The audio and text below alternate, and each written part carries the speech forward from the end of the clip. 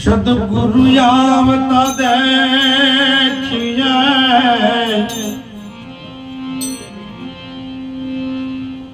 જપટન માયેશી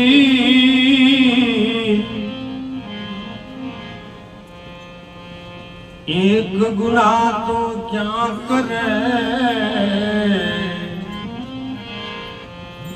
બાપ બધાય બક્ષી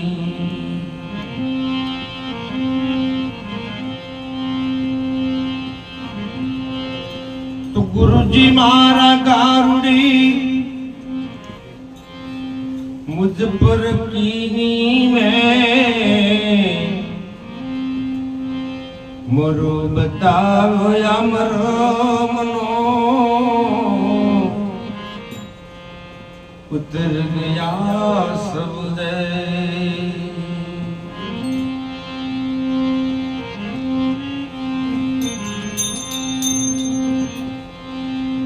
संत और पारस में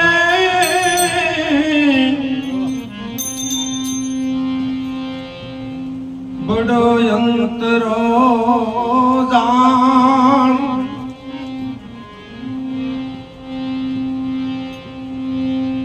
पारस लोहा को कंसन करे संत करे आप समान पारस लोहा को कंसन करे संत करे आप समान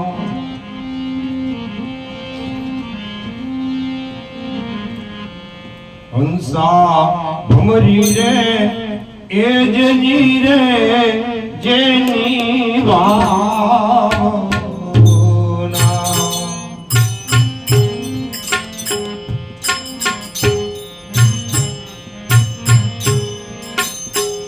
हंसा भमरी ए जनी रे जेनी वावना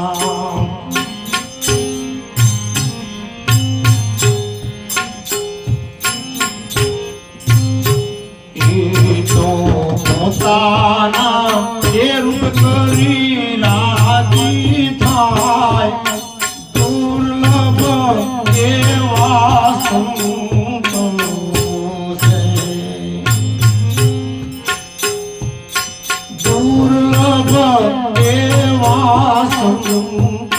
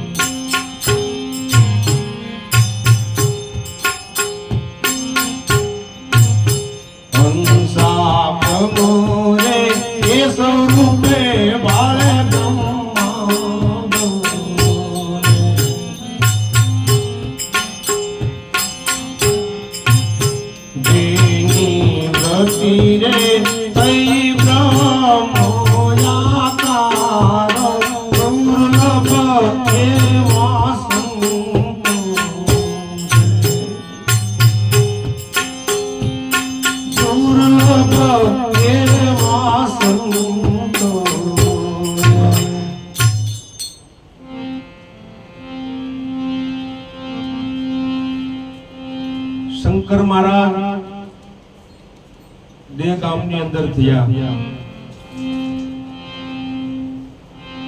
એમની કર્મભૂમિ અને એમનું સમાધિ સ્થાન પાલડીની અંદર છે અમદાવાદ આ એમનું પદ છે નિરાત પ્રાણીલિકાની અંદર એ પુરુષ પ્રગટ્યા એને સંતની સ્થિતિ અને સંતનું કર્તવ્ય આ વાણીમાં બે પ્રકારે વાત કરી છે કે હંસા ભમરી જેવી જેની હોય ભાવના તો પોતે પોતાના રૂપે કરી રાજી થાય દુર્લભ એવા સંત. સ્વાભાવિક છે કોઈ પણ વેપારી બનાવવો હોય, આપણો વેપારી લાઈનનો ધંધો હોય અને આપણી સાથે મજૂરી કરતો હોય તો એને વેપારી બનાવી, પણ છતાંય આપણી જેવી એનામાં આવડત આવે નહીં. તો આ સંત એવું પાત્ર શંકર મહારાજ કહે છે કે એના જેવો બનાવી નહીં. જેમ ભમરી ઈળમાંથી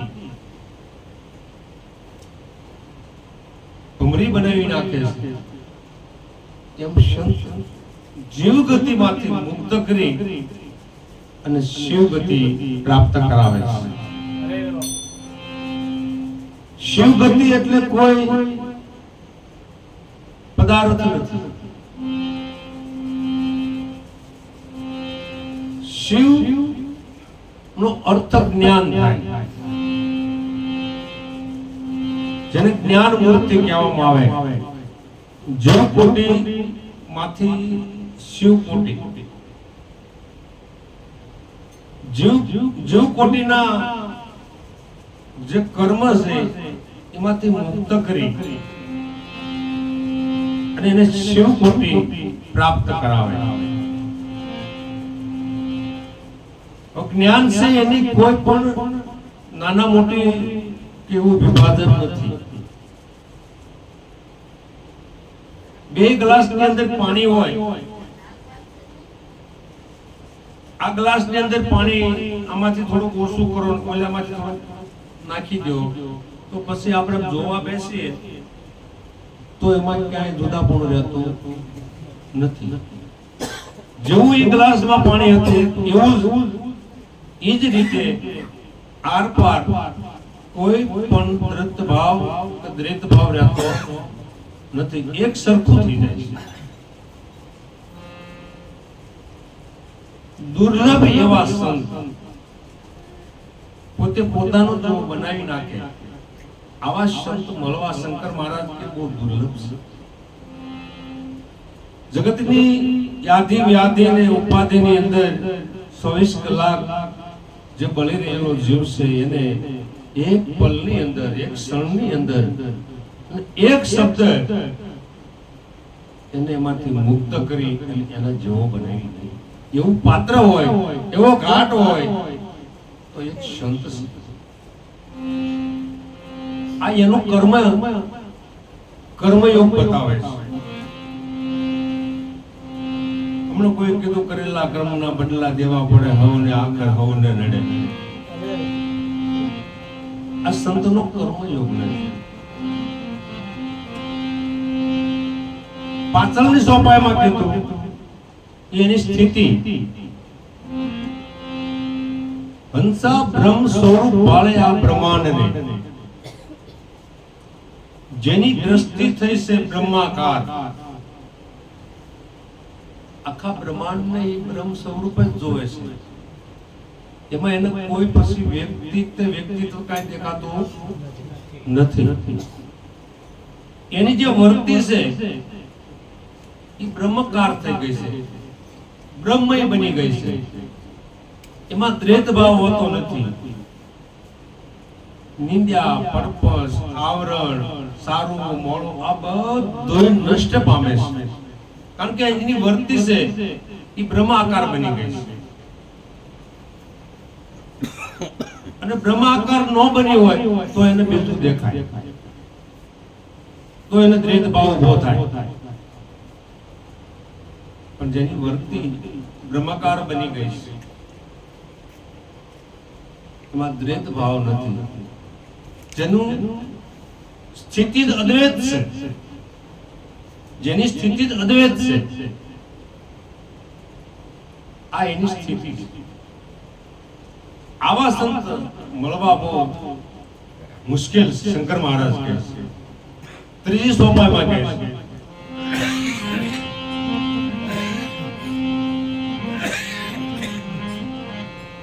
હંસા વાણી રે એ જની અમર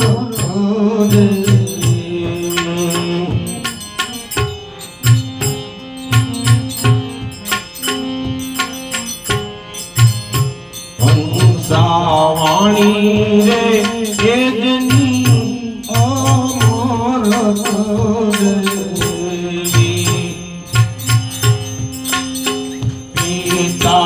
આવે રે એ વિના ઓળકાર એ દુર્લભ એવા સંતો છે દુર્લભ એવા સંતો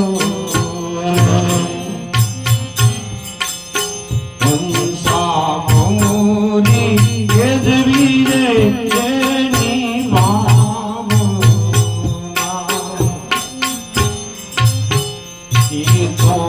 પોતાના એ રૂપ કરી રાજી થાય દુર્લભ એવા સંતો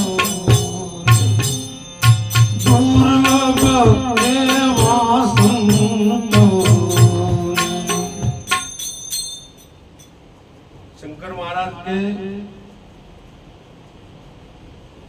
હંસા વાણી જેની અમૃત જેવી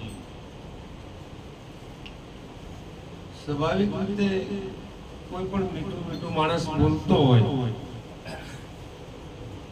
તો એવું આપણે માની લેવી કે એની વાણી મધુર મધ જેવી છે મીઠી છે આપણને એનો અહેસાસ કરવા માટે તો એના ઊંડાણમાં જવું પડે ને એના ઊંડાણમાં જવું પડે જ્યાં સુધી એના ઊંડાણમાં ન જાય ત્યાં સુધી એનું પ્રત્યક્ષ જ્ઞાન આપણને થાય નહીં એનું પ્રત્યક્ષ એની ભીતરની જે સ્થિતિ છે એ આપણે અનુભવી શકીએ નહીં શંકર મહારાજ કે હંસા વાણી જેની અમૃત જેવી પિતા આવે અમીના ઓળકાર સ્વાભાવિક કોઈ આપણને આવીને એમ કે હું ઈશ્વરની પ્રાપ્તિ કરાવું ઈશ્વર ઓળખાવું આ વાણી છે એ અમૃત જેવી આપણને લાગે કે ઈશ્વરની આપણને ઓળખાણ કરાવી દે છે પણ એ વાણીને આપણે પીવા જાવી તો એ માયલું કાંઈ હોય નહીં એવા ને કીધું બેદલ મુખથી મીઠા બોલે એની વાણીમાં વરમન ઢોલે બેલીડા બેદલનો સંગ ના કરી પાણી જે એવા સંત કે એની વાણીનો અમૃતપાન કરવાથી પોતાની અંદર પડેલી જે શીત છે પોતાની અંદર જે પડેલી છે જે વસ્તુ એની એને પ્રાપ્તિ થાય અને પ્રાપ્તિ થાય ત્યારે એને અમીનો ઓડકાર કહેવાય માણસ જમતો હોય અને પૂરેપૂરું જમી લે પછી એનો ઓડકાર આવે ભૂખ્યાનો ઓડકાર આવે નહીં જો ઓડકાર આવે તો માની લેવાનો એને અનુરૂપ નથી પેટ નહીં એવું કઈ ખાઈ ગયો છે એટલે પણ એ સાડીઓ ઓડકાર કહેવાય અમીનો ઓડકાર કહેવાય નહીં એમ પોતે પોતાના સ્વરૂપ સુધીનું અમૃતપાન કરાવી દે એવા સંતની શંકર મહારાજ આ વાત કરે છે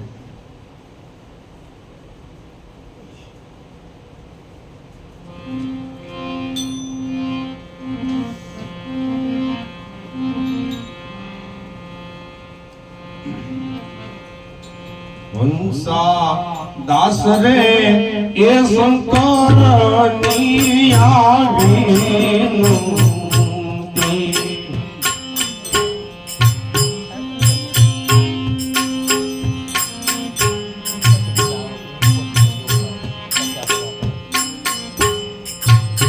હંસા દાસ રે એ શંકરની આવીનું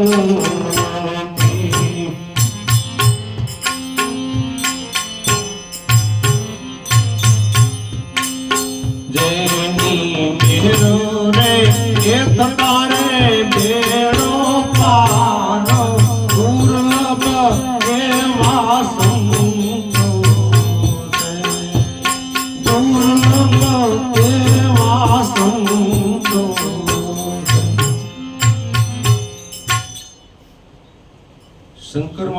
કે એની મેર થઈ ગઈ એટલે પછી આપણે બેડો પાર થઈ ગયો. જીવનની અંદર જે અપૂર્ણતા હતી, આ હાસુ ઓલું હાસુ, તે હાસુ ઓલું ખોટું ઓલું હાસુ, આ બધી અપેક્ષાઓ લઈ પામી. પછી કોઈ અપેક્ષા રહેતી નથી કે હું કોણ અને મારો માલિક કોણ. એ બેયની સમજણ થઈ જાય, એ બેયની સુખવટ થઈ જાય અને એ પ્યાલો પીવાઈ જાય. ગુરુ અને શિષ્યનો જે ભેદ એ અભેદ બની જાય. ગુરુમાં શિષ્ય અને શિષ્યમાં ગુરુ, આવી જે ગતિ પડી છે એ ગતિ પ્રાપ્ત થઈ જાય. પણ એ કોનાથી થઈ? गुरु गोविंदो नो खड़ा किसी को लागू पाए, बलिहारे गुरुदेवनी जिसने गोविंद योग बताया. बलिहारी तारी से અને તારા સિવાય મને આ ગોવિંદની પ્રાપ્તિ થાત નહીં. તો તારી એક જન્મને પણ જોગું છું, તારા ગુણ ગાવ ને તો ઓછા પડે એમ.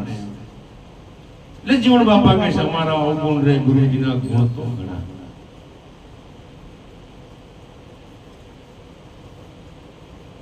પ્રહલાદ મહારાજ કે આ શરીર ની સામડી ઉતારી મોજડી બનાવું અને એની ઉપર સોનેરી રંગ બેસાડો અને એ તને પહેરાવું ને તોય ઓછું પડે, તોય મારા માટે એ ઓછું કે તમે મારા ઉપર એવો ઉપકાર કર્યો છે. 84 લાખ યોનિમાંથી મુક્ત કરીને એક પલની અંદર સ્થિર પદની અંદર મને પ્રાપ્તિ કરાવી દીધી છે. મારો જન્મ મરણ નો ફેરો મટાડી દીધો છે. આથી હું બીજો તમારા માટે શું કરી શકું? 18-12 વનસ્પતિએ વિશ્વની તમામ શિષ્ય તારી બનાવેલી છે. આ તો મારી સાંભળી કેવા પૂરતો એ મારો એક ભાવ છે ગુરુ અને શિષ્ય ઉપર, એટલા માટે. બાકી આ સાંભળું છે ને એ તારું છે. એને હું રંગી અને તને મોજડી શું પહેરાવી શકું? તારો જ હું છું, એમાં તને હું સાંભળું કઈ રીતે પહેરાવી શકું? પણ જે શિષ્ય ભાવ છે, ગુરુ પ્રત્યેનો જે શિષ્યનો ગુરુ ભાવ છે, ઈ નથી આખો પાસો નથી થવા. ધન ગુરુ દાતા ધન ગુરુ દેવા, આ ગુરુ જોઈએ શબ્દ, એવો શબ્દ કે જેથી કરીને 84 લાખ યોનિમાં ભટકવું મટી ગયું. અનેક માના પેટ અવતાર લઈ કાગડા કૂતરા મીંદડા માકડાને 84 લાખ યોનિમાં અનંત બાપના દીકરા થઈ અને માણસ તરીકે મનુષ્ય તરીકે પૃથ્વી ઉપર ફરી રહ્યા હતા. એમાંય સદગુરુ મળ્યા અને એ ફેરો મારો ટાળી દીધો. ભવના ફેરા ટાળ્યા. આ સદગુરુ, આનો ગુણ કેમ ભૂલાય? રોમે રોમ ની અંદર રૂવાડે રૂવાડે એનો નાદ થઈ રહ્યો છે. આ ત્રણેય ભવન ની અંદર એનો ગુજાર થઈ રહ્યો છે. એને હું કેમ ભૂલું? એને મારે કઈ રીતે વિચારવું? અને એની આડી હું કદાચ દિવાલ કરું તો એ દિવાલે બનાવું ને એ વસ્તુ તારી છે. હું તારા ઉપર કભાવો લાવું ને તો એ કભાવો તારો છે. પણ મૂર્ખતા છે ને ઈ મારી મેં ઉપાડી છે. ઈ મૂર્ખતા છે ને ઈ ત્યાં બનાવી છે ને ઈ મેં ઉપાડી છે. આટલી બધી મહાપુરુષો સરળ અને સહજ વાત કરે છે કે નકામી વસ્તુ છે ને ઈ તારી બનાવેલી છે. અવગુણો પણ તારા બનાવેલા છે. તે રસ્તો બતાવ્યો, આ અવગુણો મારા બનાવેલા છે ને સારા ગુણો મારા બનાવેલા, જે તારા જોઈએ લઈ લે. અને મૂર્ખતા અને કબૂજી ત્યાં મને આપી છે. કૃષ્ણે કીધું, હે અર્જુન, એક પલની અંદર 5 તત્વ છે, એમાં છઠ્ઠું તત્વ એ બુદ્ધિ તત્વ છે. મારી ઈચ્છા થાય ને તો એક પલની અંદર તને ગાંડો બનાવું. એ ગાંડ પણ મેં આપ્યું છે. અને દુનિયામાં ગાંડો થઈને ફેરવું ને તો તો એ હું જ ફેરવું છું. મારી સિવાય કોઈ વિશ્વમાં છે નહીં.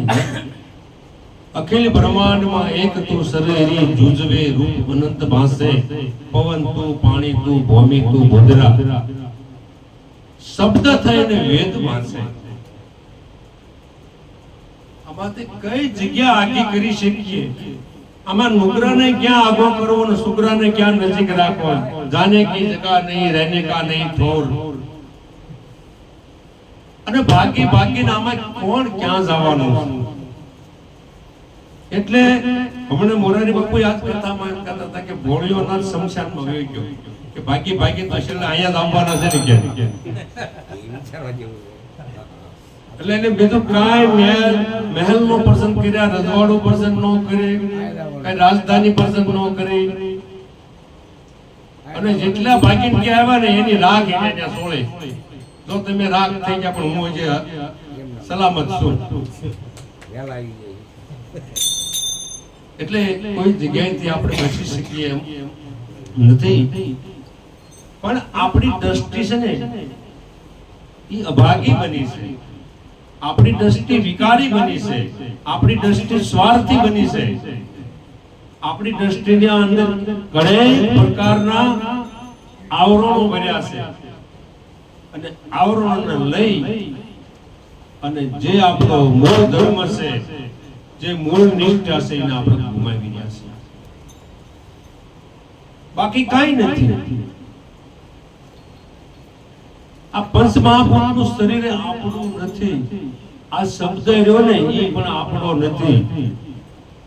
શેનાથી હું તમને બોધ કરું? એ શબ્દ મારા ગુરુનો છે, અને હું શેનો વાયડીનો હું તો વાયડે કરું.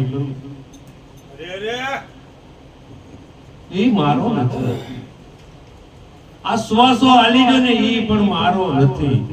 મને એને ભોગવવા આપ્યો છે. હારાએ ભોગવ્યો તો ઠીક, નગર પાછો આવશે જશે. કાંઈ છે નહીં. ઈશારો પણ એને આપ્યો છે. છતાં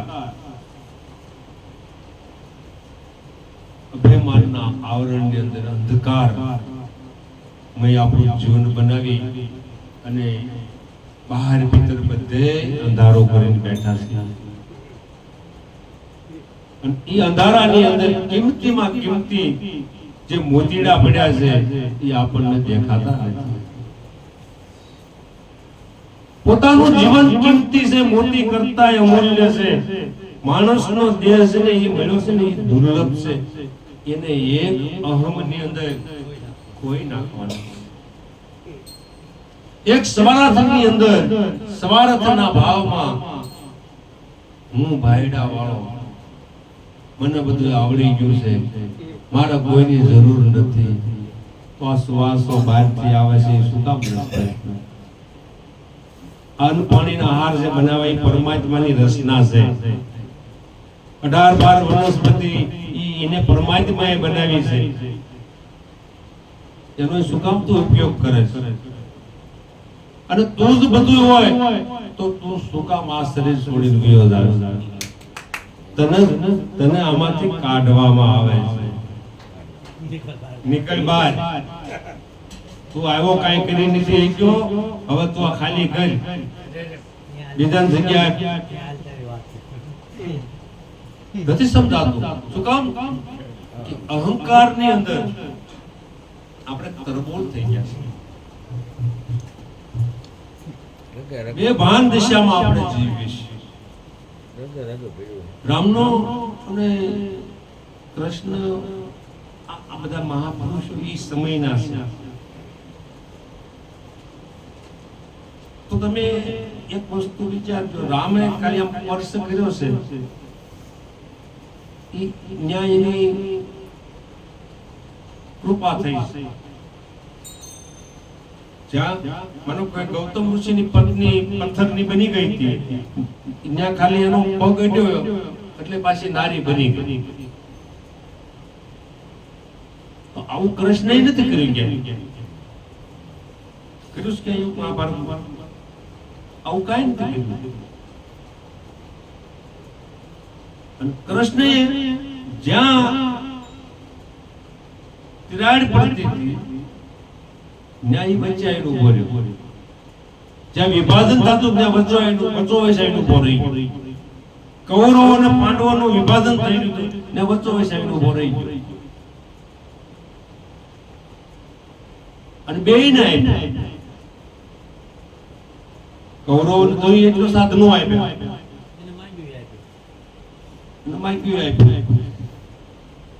અને આ એટલા બધા નીતિવાળા અને પવિત્ર હતા કે અમારે કોઈ વસ્તુ તમારી જોતી નથી, બસ તમે અમારી હારે રહો, અને તમે હશો ને તો અમારો વિજય જ છે. અને આપેલા સાધન તમારા તમે ક્યારે બંધ પાડી દો એ કઈ નક્કી કરું કે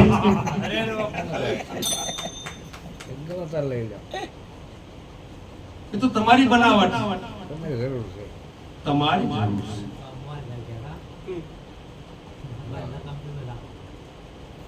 આટલું મોટું કામ એની નીતિમત્તાને આપણે તાજમ ભરવા જેવી છે, દાદ દેવા જેવી છે. નો મંગાય વિચારવા જેવું. ઓલો ભીમ મૂસા નિસો થયો, આ બધું બધાને આપી દીધું, તું સાને મનો બેઠો છો એટલે ધર્મરાજા ને અર્જુન ને કે તો કે આપણે છે ને એવું કાઈ નથી કરવું. આપણા માતા શ્રી છે ને કુંતા માતા એ બધું માંગશે, આપણે કાઈ માંગવું નથી. કુંતા માતા બધું માગો તમે કે શું ભગવાન વાસુદેવ માંગુ, બસ તમે અમારી હારે રહો એટલે અમારું બધું પૂરું થઈ ગયું. તોય ભીમ મૂસા નહીં શોધ્યો. આ ડોપ ગોળીને કે માગતાય આવડે છે કે સહદેવ તો જાણતો હતો કે ત્રિલોકનો નાથ આપણી હારે છે, પછી કોઈ ચિંતાનો વિષય રહેતો નથી. એમ જેને સદગુરુ 8 પોર ને 32 ઘડી મારી હારે છે, સદેહ પણ હું એની સાથે એનો પ્રેમ લૂંટી રહ્યો છું, સદેહ એનો પ્રેમ લૂંટી રહ્યો છું, સદેહ એની વાણી પી રહ્યો છું, સદેહ મારી આંખે એના હું દર્શન કરી રહ્યો છું. નિરાકારની ગતિ તો છે ન્યારી. નિરાકારને જોવું એ આટલું બધું આપણું મન સ્થિર થાય એવું છે નહીં.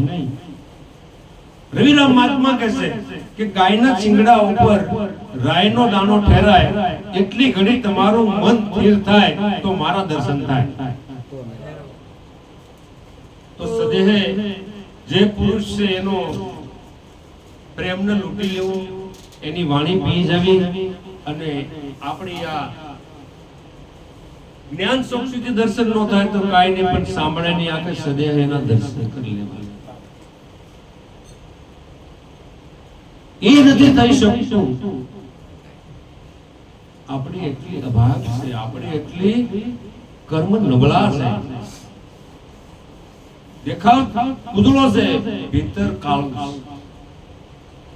અને કોઈ દિવસ પરમ પદ પામી શકશે નહીં.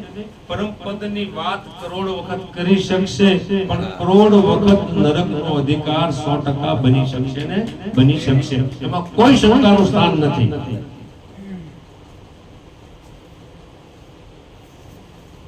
કારણ કે જગતના તમામ ગુણો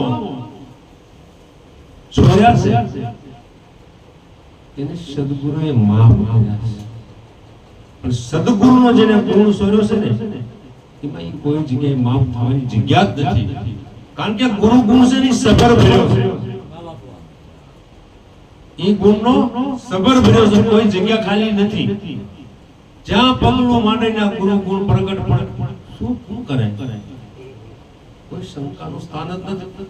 સ્વાભાવિક મારી જેવા અનેક આ પૃથ્વી ઉપર આવીને વૈયા ગયા અને વાતો કરે તો મિથ્યા. જ્યાં સુધી તમારું ભીતર છે એ પીગળ્યું નથી ત્યાં સુધી બધી વાતો, અને એ જ પીગળવાનો મુદ્દો એ જ છે કે એ પ્રેમનું તત્વ છે, પ્રેમ તત્વ છે, બીજું કોઈ તત્વ નથી. તમે જોઈ લો, માનવ મૂળની અંદર લોહીના આખા શરીરમાં લોહી સિવાય કાંઈ નથી. પણ એટલી જ પ્રેમની તાકાત છે, એક પલની અંદર ઈ માના ઉરની અંદર દૂધ બની જાય છે. કોઈ વિજ્ઞાન ટૂંકું પડ્યું છે આ દૂધ બનાવવા માટે. એક પલની અંદર કે બાળક છે ખાલી ઘોડિયામાં રાઈડ નાખે ને માના કાન સુધી પહોંચી જાય અને એટલી વાતની અંદર દૂધ બની જાય. કેટલી પ્રેમની તાકાત. ફેક્ટરી નાખો, કેમિકલો કેટલા ભેગા કરો ત્યારે દૂધ બને, પણ જે માનું દૂધ છે ને એવું કોઈ દી નહીં બને. દુનિયાના ગમે એટલા સંતોની સત્ર સાયામાં રહ્યો, પણ જે ગુરુની સાયા છે ને એવી ક્યાંય નહીં મળે. કોઈની હસ્તી નથી. આ મહાપુરુષના નિવેદનો છે, જેમ સુપ્રીમ કોર્ટના જજમેન્ટો છે એ બદલે નહીં. સુપ્રીમ કોર્ટ ઉપર કોઈ બીજી કોર્ટ નથી. આવી સ્થિતિ અને આવી જ વાત આપણને જો સદગુરુએ દયા કરીને આપણને જો પીરસી હોય અને આપણે નો પી શકીએ કે નો એમાંથી કઈ પામી શકીએ તો 84 નું કુંડાળામાં જ આપણો પક્ષ બહાર નીકળ્યો નથી. દાસી જીવન સાહેબ કે દયા કરી મને પ્રેમે પાયો મારી નેનું માયા નો એ પ્યાલો મેં પીધેલ છે ભરપૂર ભરપૂર અને સભર. ભરપૂર માં ખાલી નથી અને સભર માં કઈ ખાલી નથી. બે એક જ સરખી ગતિ છે. હવે તમે બધા મારી માલપાત છો.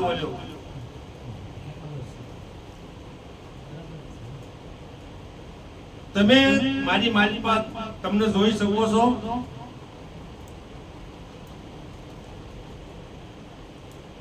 બોલો, તમે બધા મારી માલપાત છો. હું તમને બધાને મારી માલપાત જોઈ શકું છું, પણ તમે જોઈ શકો છો મારી માલપાત?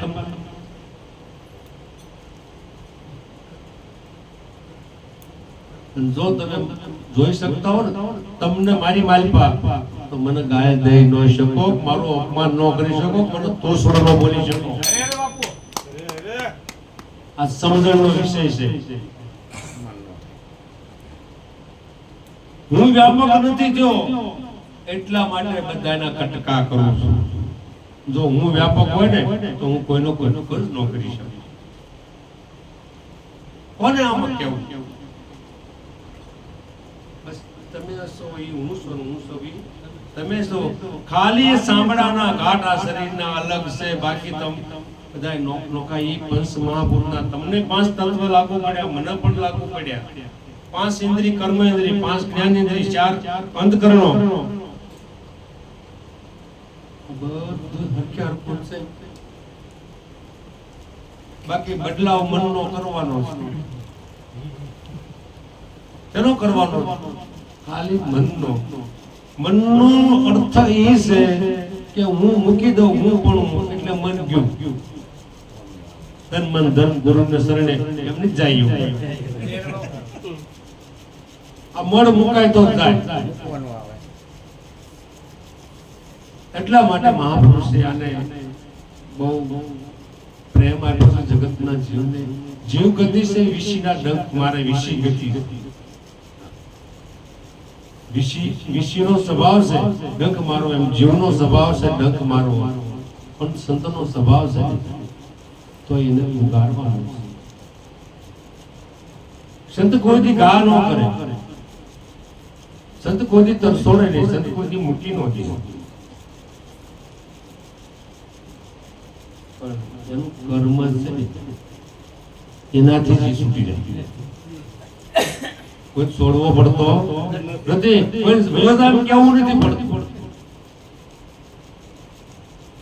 એનું કર્મ જ ને આપણી પાસે ન આવવા દે. સ્વાભાવિક છે ને, ચોરી કરેલો માણસ પોલીસ સ્ટેશન માં જઈને રામ રામ કરવા જાય પીએસઆઈ, એની ક્યાં ચોરી કરી? બીજાની કરી. કોઈ નો થાય.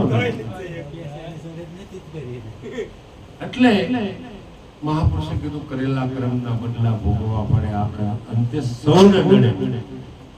અંતે આજે ભલે મારી પરિસ્થિતિ જે કાંઈ હોય તે મારી રીતે હું મારી રીતે સમજીને બેઠો હું જે કાંઈ છું એ તમને પણ ન ખબર હોય હું કેટલો ભીતરથી ખરાબ છું એ તમને ખબર જ નથી. 110% ખરાબ છું પણ તમને 110% હારો લાગુ છું. મારી ખબર નથી એટલે તમને 110% હારો લાગુ છું, નકર 110% હું ખરાબ છું અને ખરાબ છું.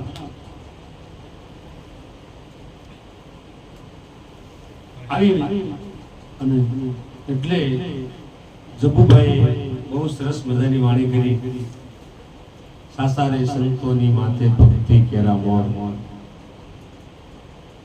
દોષ પોતાનો પ્રગટ કરી દે ઘરે આથાની જોઈ જો તો પોતાનો દોષ પ્રગટ કરી દે. અને એવું મુરદાસ પાક્યો અમરેલીની અંદર કે બેટા આ તારા પેટમાં જે ઉદર છે ને બાળક એટલે કોઈ કાલ પૂછે ને તો મુરદાસ નું નામ લેજે. કોનું નામ લેજે? અરે બાપુ મારો જવાબ મોટું દેખાડે પણ તારો બાપ મુરદાસ બેટો મારું નામ લેજે ને. કોની તાકાત?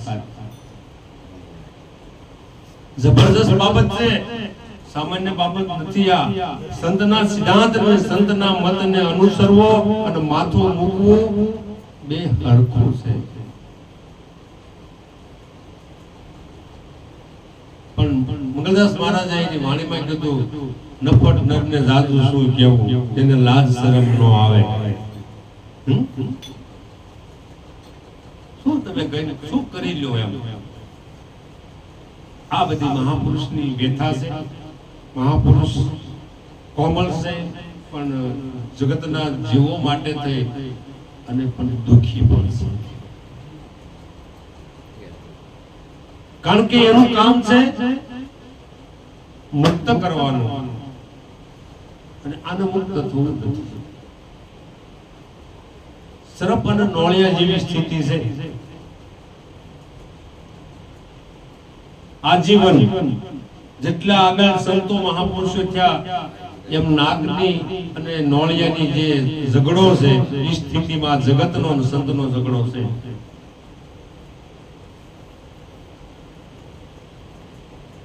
એ ઝઘડામાંથી જો બસી જાય તો એ સર્પ મણી વાળો થાય.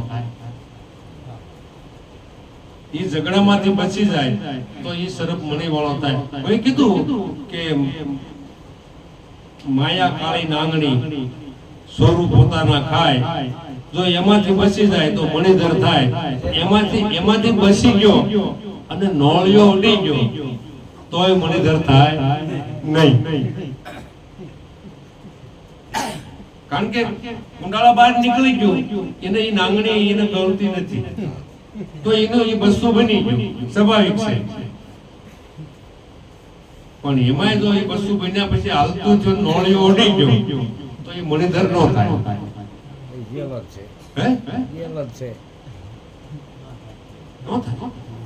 પણ જો એમાંથી બચી ગયો તો મણીધર થાય. અને હકીકત છે ને આ પ્રેક્ટિકલ. એમ આપણે આપણી અંદર પડેલો જે નોળિયો છે ઈર્ષાનો એમાંથી જો બચી જાય ને તો આપણે કઈક થશું નહીં તો કઈ નહીં. હું તમારું કઈ હારું જોઈ શકતો નથી, મારું ટાળ્યું એટલે પણ તારું કઈ હતું જ નહીં. શું તારું ટાળે? એટલે હું અધરો અધરે અહીં આવ્યો છું. અધરો અધરે આવ્યો છે અહીંયા મારું કઈ અને પાછળ મારું ટાળ્યું સુરેશભાઈ. શું હતું? ભ્રમ. એટલે મહાપુરુષ કહે છે ભરમે મત બોલો મારા તમે પ્રેમથી જોઈ લો પ્યારા. ભ્રમ છે એ આપણને બહુ પાછા લઈ જાય છે. કાંઈ ગુજવા દેતો નથી. ગુદડ મહારાજ કે ભરમે મત બોલો મારા તમે પ્રેમથી જોઈ લો. આ મહાપુરુષની સિદ્ધાંત અને સણાવટ આપણને ઉજાગર કરે છે અને આપણે કેવું જીવી લેવું જોઈએ એની પણ આપણને સાથોસાથ સાક્ષાત્કાર કરાવતા. આપણે કેવું જીવવું જોઈએ? બોલો, આપણે જીવન કેવું જીવી લેવું જોઈએ? ભગતનું જીવી લેવું જોઈએ, સંતનું જીવવું જોઈએ, માણા જેવું જીવવું જોઈએ, ભગવાન જેવું કેવું જીવવું જોઈએ? બોલો, કોણ મજા આવશે? માણા જેવું. કાંઈ નથી ને એવું જીવી લેવા જેવું છે. માણા એ તો વાડ્યો ફેરવ્યો.